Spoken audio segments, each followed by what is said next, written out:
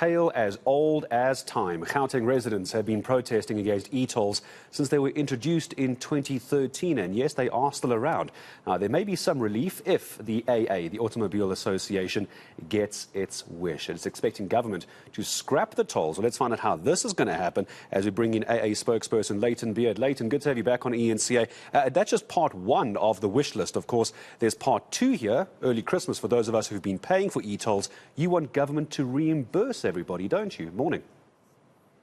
We do, and we also want government to cancel all the debt that is owed to it in terms of, when I say government, Sunroll, to cancel all the debt that is owed to it through e-tolls. So yes, I mean, we have quite an extensive list of things that we'd like to see happen in terms of e-tolls.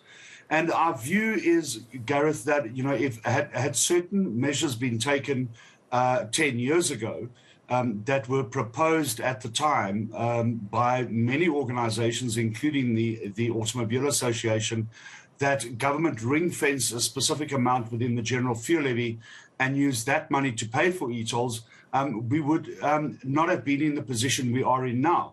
And the dithering that is happening around e-tolls, specifically the last 2 years, is creating more confusion, and compliance levels are incredibly low already. So in our view, the system must be scrapped, people must be reimbursed, and all debt must be cancelled. Well, speaking of that debt, of course, there's still payments that government has to make and SANRAL has to make to the companies that installed this with the software, the actual infrastructure as well. Now this wish of the AA for them to also reimburse those who've been paying e-tolls, I imagine there's going to be an argument to say that there is no money to reimburse people. Well, there's certainly money available, Gareth, and you know, when you look at the money that's available in state coffers alone through the general fuel levy, you know, you're collecting 90 billion rand a year. The AA's view on that argument of no money, you know, I think, you know, you have to look at where government is spending money. You need to look at the allocation of funds. We speak very often about things that concern us regarding government spending.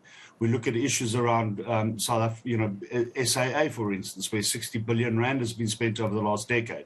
We look at issues like the Gautrain, where the patronage guarantee needs to be paid on an annual basis. Last year, 2 billion rand. These are just two examples. We look at, you know, scandals involving personal protective equipment. We look at, you know, these types of issues. We look at vehicles that have been bought for cabinet ministers and the fleets of vehicles that are available. So these are just small examples of things that we're mentioning. So this argument that money is not available is incongruous with what, in our view, the reality is in that there is money. It's not that money isn't available, it's about money not being spent correctly enough. Would it be fair, though, if there was a plan put forward, Layton, to perhaps use part of the fuel levy as a way of paying off this debt? Because let's be fair, it's only certain parts of the country that have, and I use the word lightly, used e-tolls, but it's not the majority of the country. Would that be a fair way to hit the fuel levy to pay for this? You know, we believe that it would be very simple for government to collect a portion of the fuel levy from Gauteng motorists only. You know, that may be a solution. But when we look at a bigger funding model for roads, and we've looked at many funding models around the world, Gareth, if a portion of the fuel levy was taken off every litre across the country, that could pave the way for future investment in road infrastructure, not only in Gauteng, but in the Eastern Cape and the Free State, in, you know, all provinces. So this ring fencing of the money from the fuel levy for us is something that can actually, going forward, be sustainable in terms of funding road infrastructure specifically into the future. Because currently the general fuel levy is collected and the money that is collected goes into a big pot of treasury and is not specific for road infrastructure or for transport related expenses. It can be used to build clinics. It can be used to buy school books. It can be used for whatever purpose.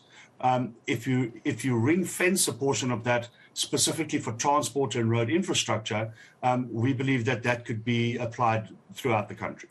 And when we start talking about the politics, of course, of e-tolls, it's all good and well to talk about the finances of this, but it's politicians in the end that are going to have to make this work or carry on with the system as is. Who's really going to make the call here, in your view, Layton, as AA? Is it going to be the finance minister or the transport minister?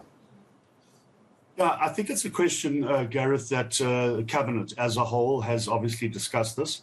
I think the Transport Minister would certainly have given his insights. The Finance Minister would have given his insights. I think there may have been other colleagues on the Cabinet that had opinions on this matter. So I don't think that there is one person who's going to say this is what we need to do or going to do, and it would have been a collective decision by Cabinet.